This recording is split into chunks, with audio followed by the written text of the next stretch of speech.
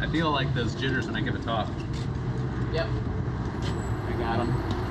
Oh, big one.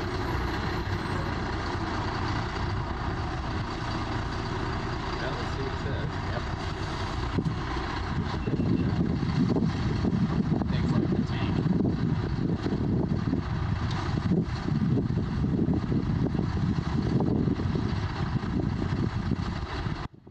And here we go. This is part 3 of the Great Wall series here on YouTube. It is crane day. The previous videos, we built the wall, sided the wall, all that good stuff. Now it's time to lift the wall. These crane operators are an invaluable resource, so use them. Originally, I had called and sent drone pictures to the crane company, and we thought a boom truck would do it.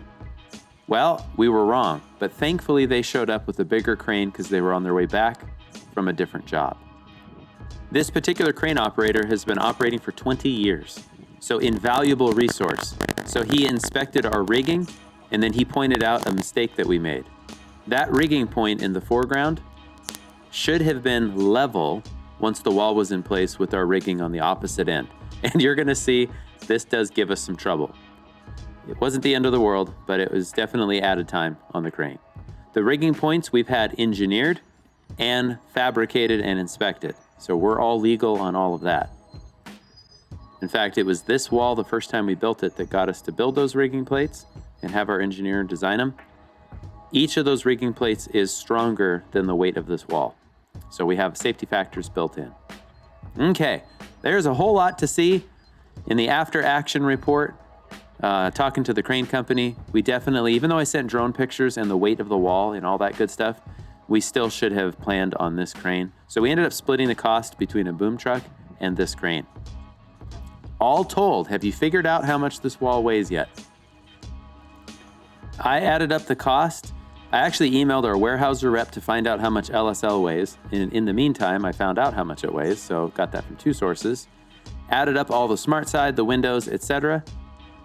My numbers came out to be about 5,000 pounds. I rounded up to 5,400 pounds.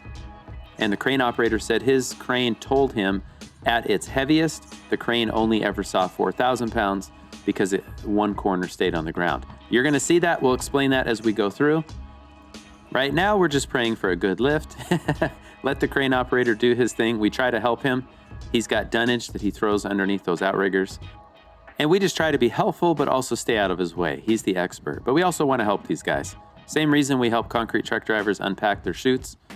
You scratch my back, I scratch your back, vice versa. We're all a team anytime somebody's on site.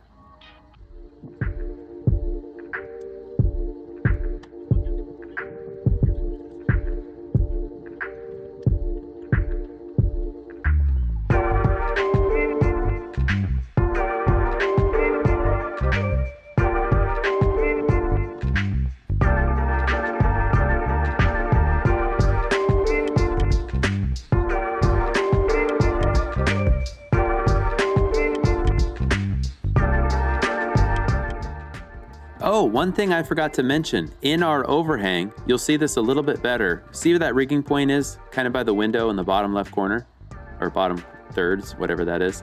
We ended up ripping a 2x10 and shoving, it was like a 20 or 22 footer, and shoving it into our overhang, because when we test rigged and lifted the wall, there was a nice big bow there. Not concerning or anything, but we just thought, well, let's just put some extra stiffness in. And as we go through this series, you're gonna see that 2x10 in the soffit. Never done that before, but it really did help.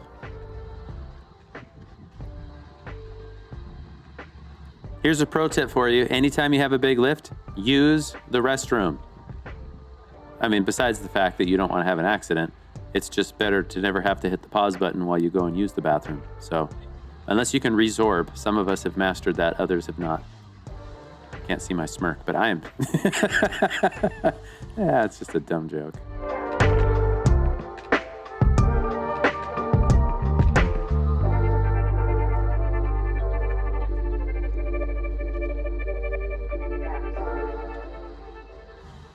There goes the drone again. This is the Mavic 3. It has about a 40-minute flying time when it's not windy and it's hovering. So I think I cycled through 4 batteries total. I have 3, but I was able to kind of keep one charging. Anyway, it is amazing to me to watch that crane get level. I really thought that based on the slope there that we weren't going to get it, but hey, they may. Turns out smart people have designed these things. This, again, this crane operator was just invaluable. So he was a little concerned because that pick point right there by Kyle was uphill. So when the wall is level, or when the wall is in place, you want your pick points level. We had started to pick the wall up, and this way it balanced it out. So what the crane operator said is that we were correct, but once we go past the halfway point, we really should plan the rigging for when the wall is finally resting in place. So even if it maybe is a little not balanced that well as it goes up, it will be balanced when it stops. So it really appreciated his wisdom on that. Also, he had a couple rigging straps and shackles, and that way he adds on, well, you'll see it here in just a minute. I'm just gonna shut up about that. You're gonna see how he extended the rigging so that it would slide. He was hoping that it would balance out. It kind of did. Yeah, man. So I think I said this in the last video. The first 2 times that we built this house, we were able to lift this wall with our forklift. Last time and this time, we needed a crane. And actually it was, well, I think it was a different crane. Same company though. We've worked with Milliken, I don't know, maybe over the last almost 20 years. Crikey, man, we're getting old. At least we're getting better looking as we age. Psych, as the kids used to say in 6th grade. Turns out that joke still works. The point that I was trying to get to, got sidetracked. It's a lot less stress to use the crane. It's generally a lot faster, and then it leaves Kyle and me to be able to run around and do things, as opposed to me being in the machine, Kyle signaling. This ended up costing about $800. So you factor in all the time savings, any extra in materials costs, for example, using LSL studs, and then of course the crane time, and that way you arrive at a more accurate, how much did it really cost us to do all of this? Do we really come out ahead? And yes, the answer is yes. We still come out like 4 or 5 days ahead, so. But use the crane company. And for you, it might be less money. You might have a better lot that a boom truck could do it, and then that's less money. It might also be that the minimum time is less. These guys are coming from about an hour away. So we get a 4-hour minimum, and that's about what it took. Again, it should have gone a lot faster, lessons learned, but we'll get into that in just a moment. One thing I appreciate about the crane operators that we never did when we lift stuff with a forklift is they go into position where the wall will end up. And then they work backwards from that before they pick up the wall. So we started to do that even with our forklift. We'll put the truss jib on it. We'll boom out to where we think it will end up. We take measurements, and that's working out really well, as opposed to just kind of using seat of the pants and eyeballing it as it goes up.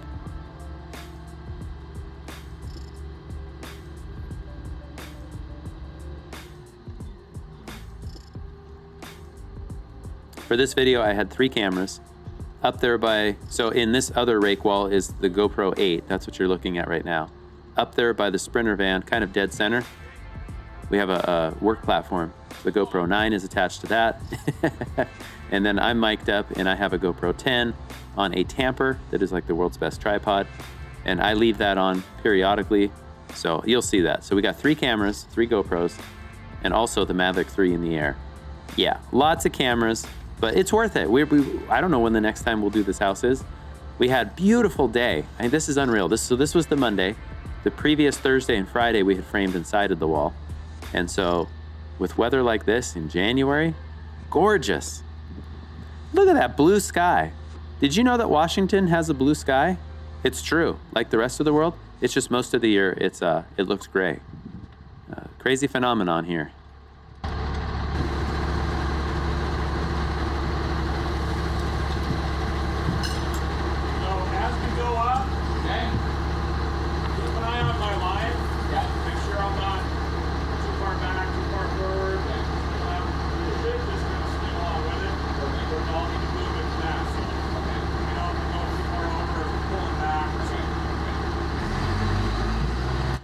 There's a better look at the 2x10 that's in the overhang to help keep it stiff. Also, you can see that he's added a strap and a shackle. So the strap or the rigging is really long, but he's got tons of stick on that crane. And the goal is that it would kind of adjust through the shackle at that ball, at the hook, and then hopefully stay level to basically counteract that rigging point right there in that bottom left. That was the goal. The sound of any creaking and popping, that's the toenails coming off the floor. It's also the straps moving. Now, I'll just let you observe the wall and how stiff it really stayed. Like it? I think we're okay. Oh yeah, nice.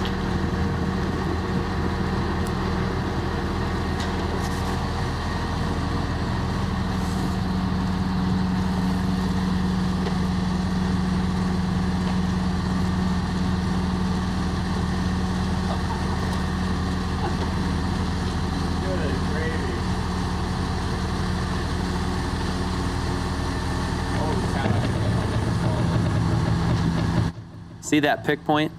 It should have been in line with the blocking, which is in line with the wall, and that would have kept things more level. Might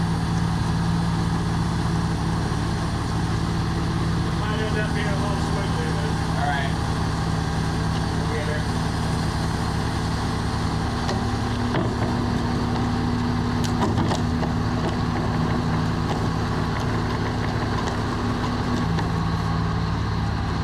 That guy's coming off. You know, it's on the bolts. Oh, yeah, that's what it is. We have 4 bolts there, so it's going to sit up on them, and we're going to have to pound them over and drop it in. You want to go around the outside, kind of look, make sure they're starting all right? Sure.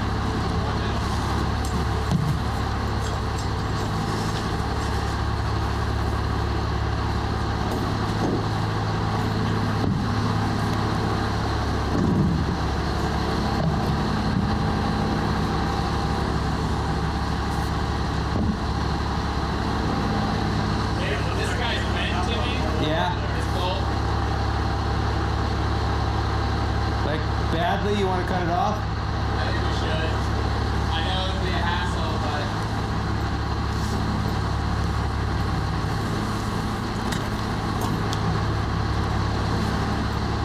You want to cut them all off and we'll just drill tightens? I think so. Yeah. I think we're gonna end up. They're so massive. Think that guy will actually cut them? You might. Get We the might grinder? have another blade. I'll start with this. We're just gonna whack them off.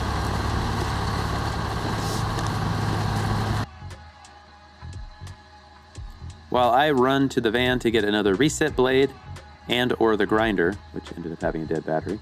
That was, yeah. So get all your ducks in a row before you lift the wall. We should have just cut off those bolts to begin with. Anyway, while Kyle's cutting off those bolts with, by the way, the Diablo nail embedded wood cutting blade, boy, that's easy for me to say. It's a reciprocating saw from Diablo that's made to cut wood that has nails in it. Turns out we were able to cut off 4 5/8 anchor bolts. So, this is just the other view from up on the hill as the wall goes up. In those previous views, you could see how stiff the wall stayed. That's the beautiful thing about wood. It will flex, but not fail. Here's just another view of that. I know some of you were really worried about these windows, so just pay close attention to how the wall flexes or doesn't flex. Because of those double king studs, the openings themselves always stay nice and flat and they don't torque. And that's why we never get glass that cracks or any of that stuff. See what I mean? That 2x10 in the overhang really helped to keep it stiff. Not bad, not bad at all. Good job, LSL. Good job, framers. Except for the bolts that you guys forgot, and also the rigging point that was out of level. Otherwise, you guys did a really good job. Yeah, you can kind of see how his big flat plane, except it's, what is that? That would be more of a wave. Okay, back to the story. Cutting off the bolts.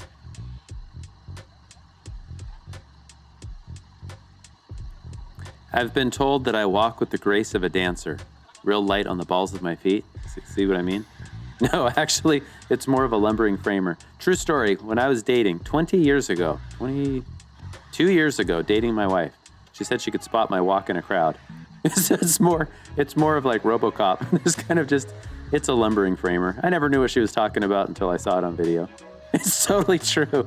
Oh man, slow it down just a little bit and it's RoboCop.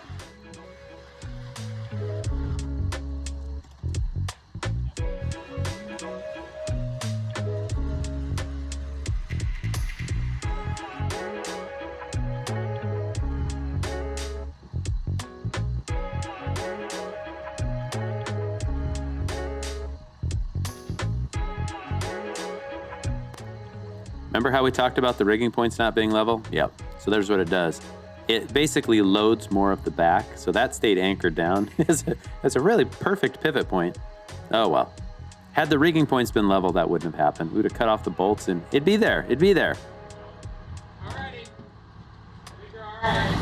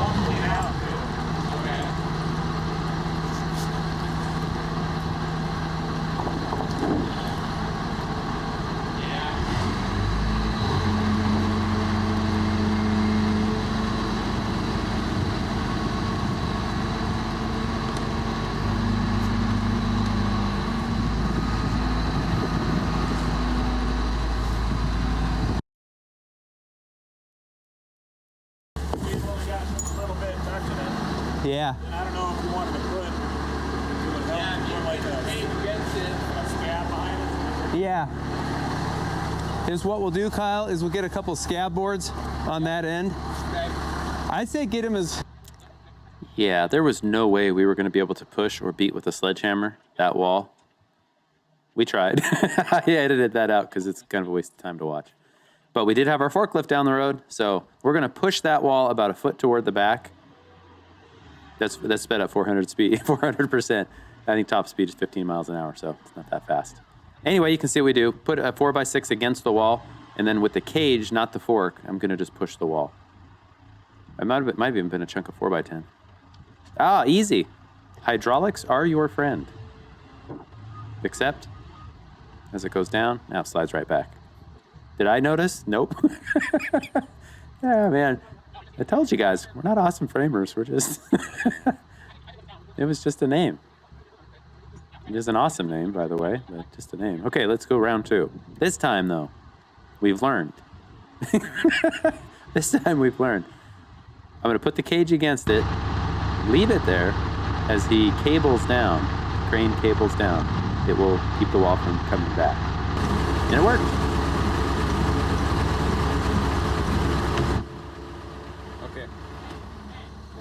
Now that we're down, Kyle's going to check the back. That's really where our layout started. He could have checked right in front of him too, but we just find it's best to check in both places. Okay.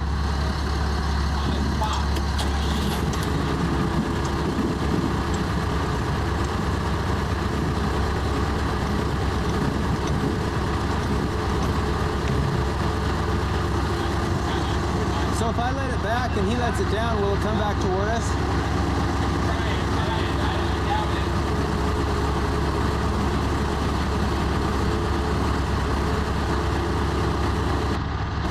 Because what I wonder, Kyle, is if he goes up and then down, if it will come against the cage.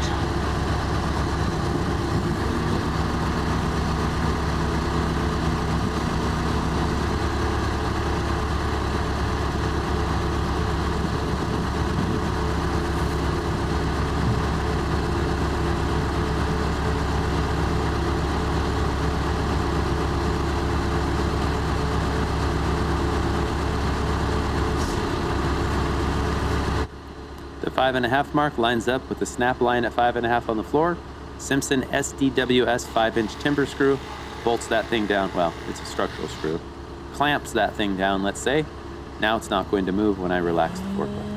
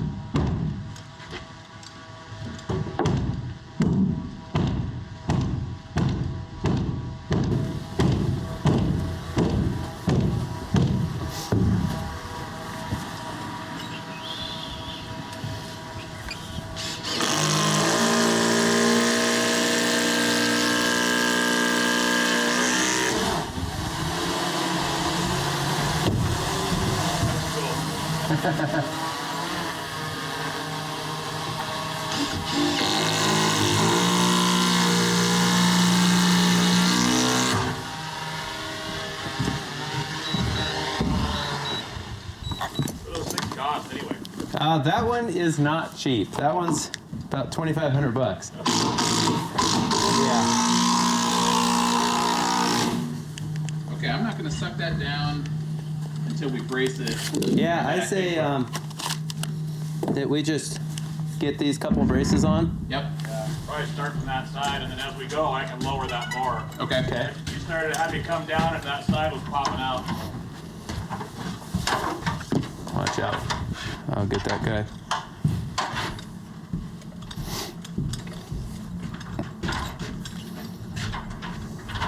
So you're thinking king, and then, yeah, then once we get that wall, that'll take care of itself.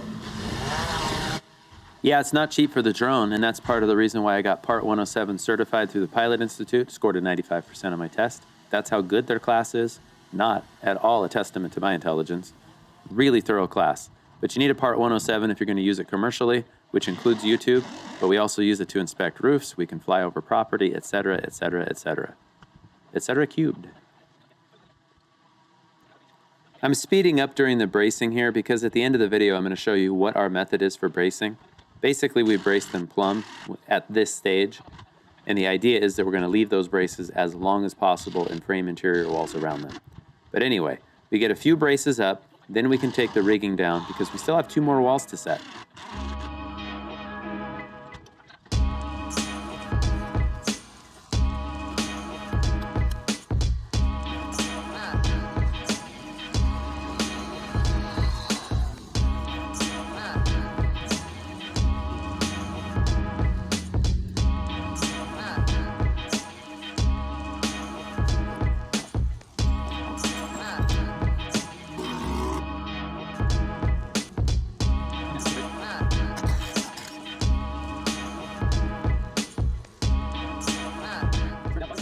When we connect these walls, at this stage, it's just a Simpson 5-inch SDWS timber screw.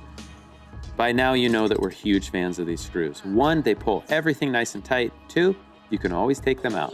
So right now, we're just gonna brace the 2 walls or fasten the 2 walls together at the top. We're gonna go ahead and pull it into the line, and we're gonna anchor it down with the same screws so that it's nice and tight. Then we're gonna add a brace on the other end. Nothing real rocket science-y about this. But just take your time. Like, don't feel like you're in a rush just because you hear the sound of the crane or you know you're paying per hour. That's all part of the process. It's not what it isn't, as they say.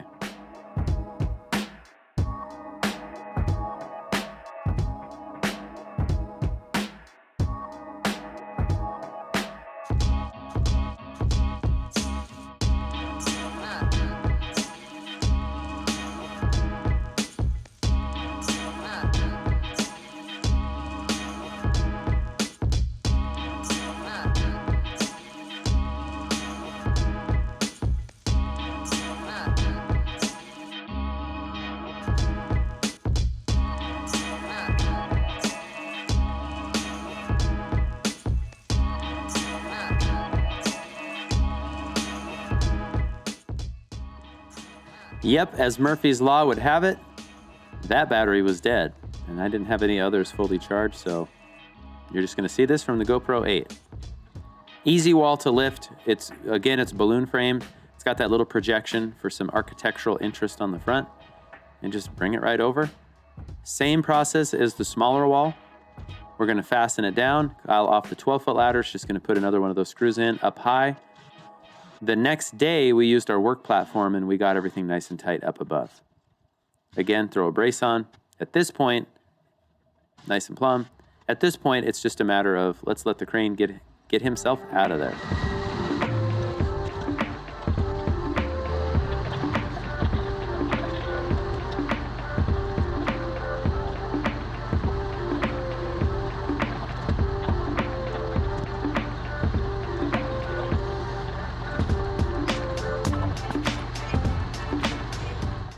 One thing I was taught by the framer who taught me way back in the day, always ask. Try to expand your knowledge by asking the people who come. So it was at this point that the crane operator was telling me, yep, if you had slid that downhill, see what it did.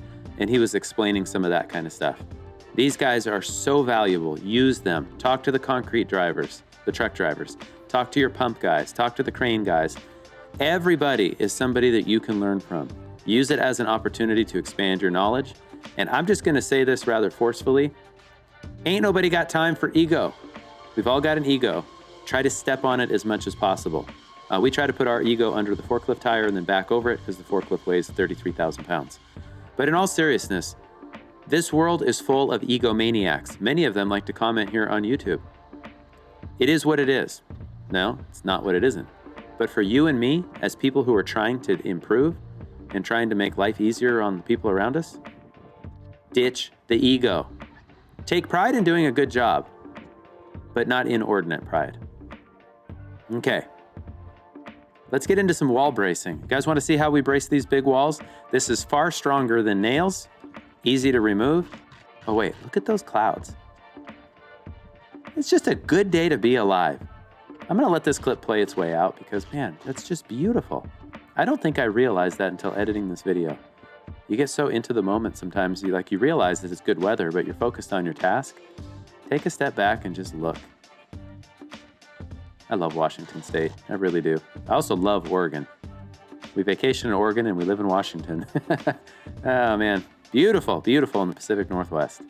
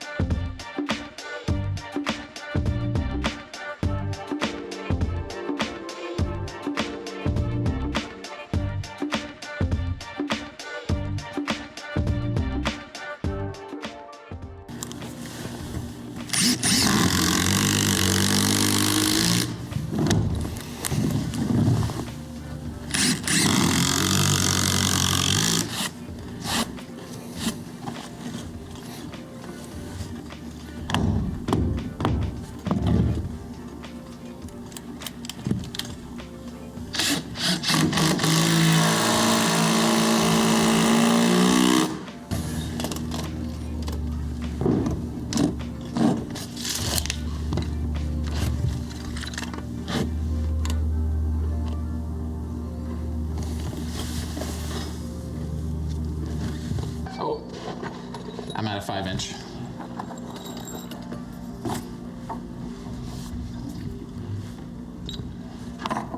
Alrighty.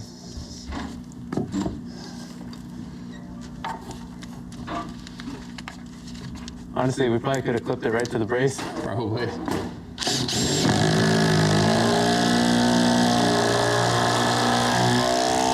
I'm not gonna go crazy. So 4.5? Like 4 1/4, really. Okay, I doubt I can get that. Okay. All right.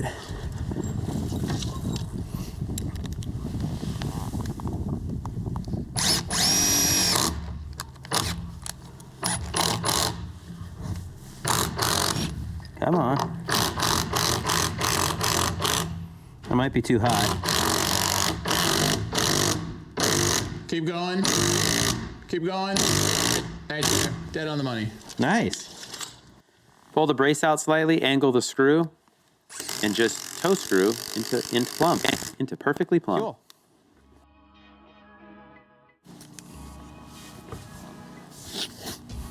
All right, so the crane just left. Here is the giant wall behind me. It took a little more to put in place than it should have, quite frankly. So see the pick point over there? We were level across, but when we picked it up, it really bent there. So what we ended up doing was dropping it, moving that pick point up there, and then you'll see in the footage, we Strom-backed inside the overhang. Crane operator said it really is a lot easier when those pick points are level, because the way it acts as it goes up is different than it acts when it's fully vertical. So whatever, we made it work, just took a little too long. That wall, right up in place, it probably took 5 minutes for these 2 walls total. So we've got a couple screws. Tomorrow, we'll lock everything down, stitch up the corners. Same thing back here. And then what we'll do is we'll start working on standard height walls so that we have access from the front. So a little bit like the last house where we left standard height in the back, because that's how we skied in all of our beams, etc. That's what we will be doing this time. Beautiful day. I mean, look at these clouds.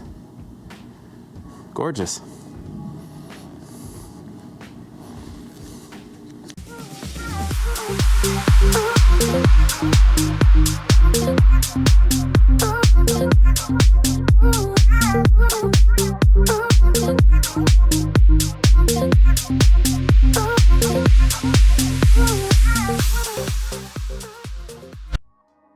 That is the dance of 2 people that are happy that the walls are up, that they're braced. Things worked out pretty well, lessons learned.